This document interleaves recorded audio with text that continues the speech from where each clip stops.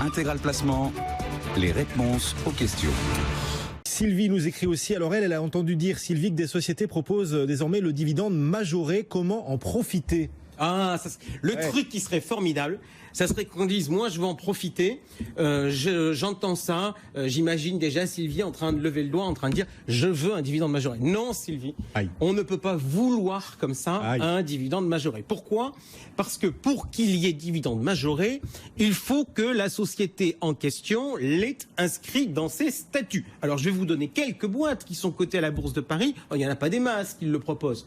Il y a Air Liquide, il y a Crédit Agricole, il y a EDF, il y a L'Oréal, il y a Engie. Vous voyez, il y a une petite dizaine, petit club qui propose ça. Alors il faut savoir que le dividende majoré, c'est valable que pour certains types d'actionnaires. Déjà, ce n'est valable que pour les actionnaires qui sont au nominatif.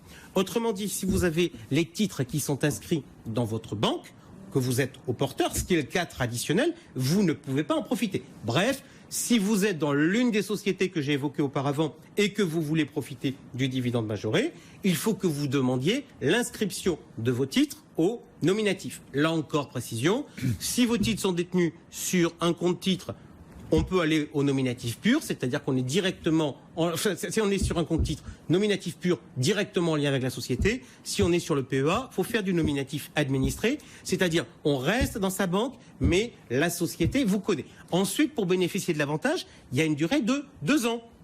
Autrement dit, je suis en 2016, on est là au mois d'octobre, je demande de passer au nominatif avant le 31 décembre, on va faire passer 2017 et 2018 et je toucherai mon dividende majoré en 2019. Autre information à connaître, le dividende majoré, il ne peut excéder 10%. D'ailleurs, dans toutes ces boîtes-là, il est de 10%. Et puis dernière, si vous êtes un petit gros porteur, mais enfin pour des grosses boîtes cotées, ça va pas trop compter. Le dividende majoré est plafonné à 5% du capital, ce qui fait par exemple que si vous regardez l'État chez EDF, l'État ne touche pas le dividende majoré sur l'intégralité de sa position, il ne la touche que sur 0,5%.